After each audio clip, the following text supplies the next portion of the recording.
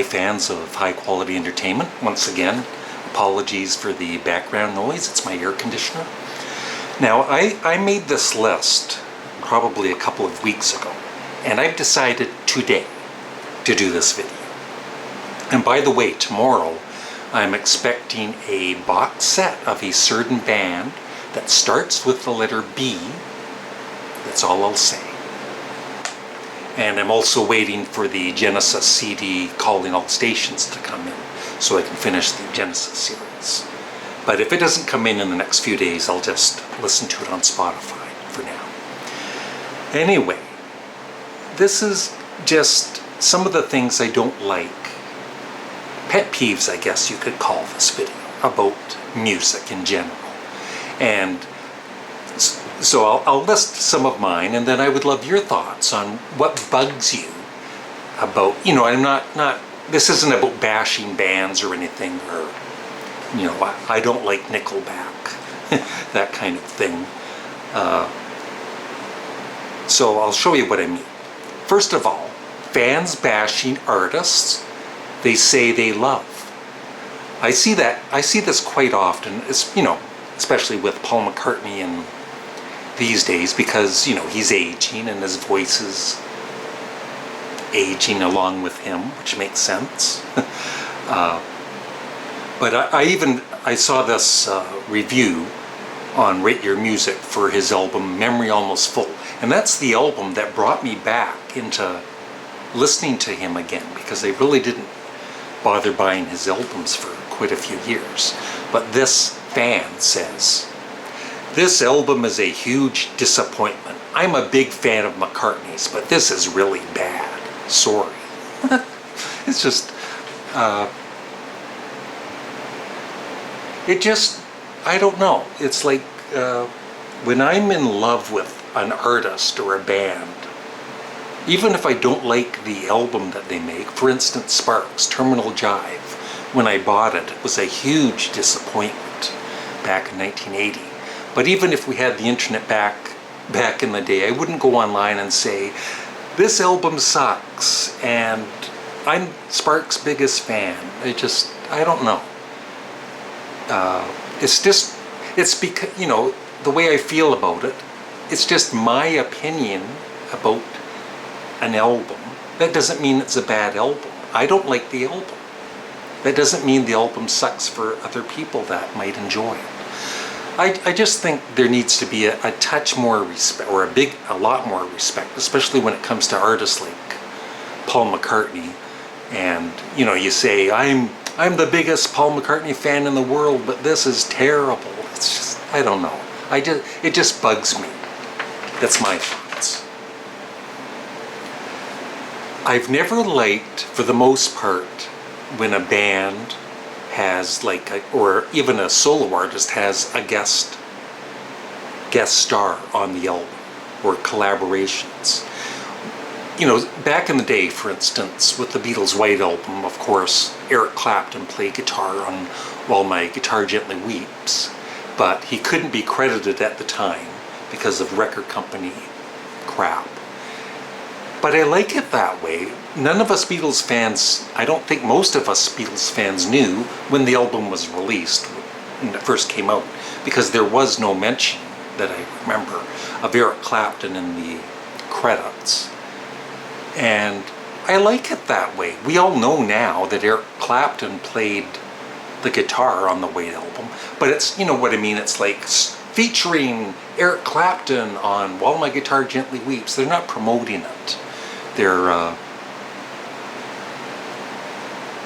just keeping it kind of secret, which I think is kind of fun. And then, other stuff that would irk me back in the day is when I was a fan of U2, and then they would do a collaboration with Green Day for The Saints Are Coming. And, because at that time Green Day was huge and U2 were huge, so yeah, let's get together. Maybe they did it for charity, I'm not sure, I forget. But still, the fact is, Green Day and U2 together, it was kind of embarrassing back in the day. Not that I had nothing against Green Day, but I want U2 to be U2. I don't want them to be U2 and Green Day. And even something like McCartney. See, I'm going to bash Paul McCartney now. Paul McCartney sucks. But even his latest album, McCartney 3, which I really loved, and they've re-released it with, different artists covering the songs and changing it up and giving their own take on the songs on McCartney 3. I have no interest in it. I like the original that he released. Those are the way the songs are. I don't want to hear somebody else's version. I don't need to hear Beck's version of a McCartney song. But if you do, that's fine. It's just my own particular choice, right? I'm sure there's people out there that really enjoyed it, and that's great.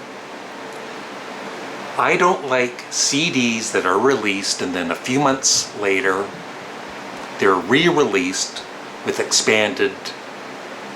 more songs, an expanded edition. Paul McCartney did that with Egypt Station. I never bought it. I just want the original. The first time it was released, I consider that the album. Sparks did it with Little Beethoven. A few months later, or a year later, they released the deluxe edition, and I never bought it. Also, it kind of bugs me about bands that are still together and still, except of course with COVID-19 for the past year, but still doing live shows and everything, but they never release any new material. The Rolling Stones, if they haven't released a new album in years, and I'm sure they could, but year after year goes by and no new album from them.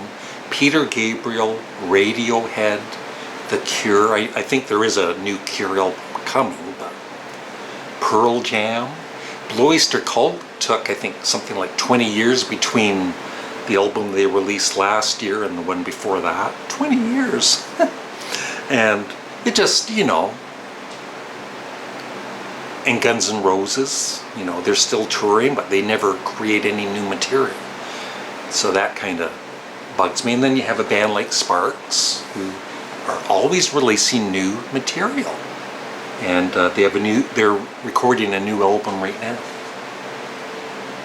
That's why I'm glad I'm a fan of a band like Sparks instead of a fan of Guns N' Roses, and you never get any new material from them. They're just repeating themselves over and over and over, arguing over music like I am now with you. Everybody's got an opinion, right? So if you disagree with me, I'm just not the kind of guy to usually argue about music. I'm not going to change your opinion on something, and you're not going to change mine. Reminds me of Facebook. I'm not on Facebook right now. I might come back at some time. But one of the last things I posted there was on a Sparks fan page. Or no, it was on Sparks official page, and they were saying, when's the first time you heard Sparks? And then I told the story about in 1974 hearing or buying the album Kimono My House and then hating it and throwing it in the garbage, and then luckily picking it back out and giving it another chance.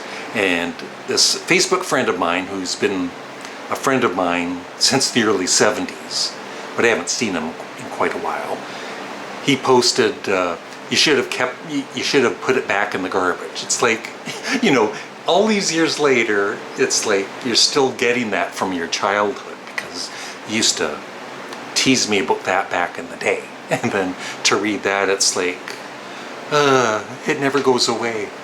Although he did buy a Sparks album or two, by the way, later.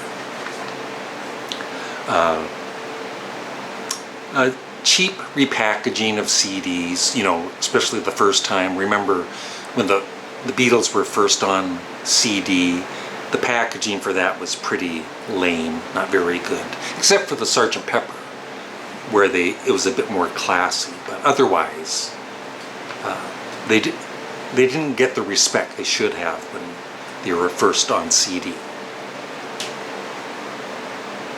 I don't like when you buy a CD and they tack on live tracks at the end or bonus material from the original album. Maybe it's remastered.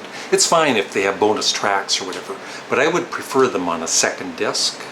Leave the original album as it was. Don't tack on bonus tracks on that original album. And yeah, outtakes and demos and remixes. I actually have little interest in any of that. You know, there's things like the Beatles' White Album, the box set. I love the demos and all that for that, and I listened to that more than once. But then the Sgt. Pepper demos, which are interesting to hear, don't get me wrong, but it's not, you know, for listening value, you're not going to listen to them over and over for the most part. At least I'm not going to. Bad album covers. Don't you hate bad album covers, especially from great bands?